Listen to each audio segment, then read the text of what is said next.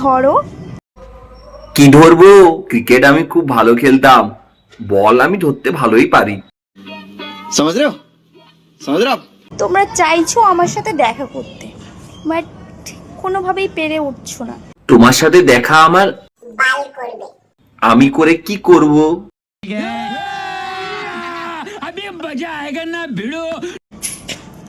হঠাৎ করে একদিন যদি তোমাদের আশা পূরণ হয়ে যায়, তবে কি করবে? হঠাৎ করে একদিন যদি আমাদের আশা পূরণ হয়ে যায়, তাহলে কিন্তু তুমি কিন্তু খুবই নিরাশা পূরণ করবে। বলো কি করবে?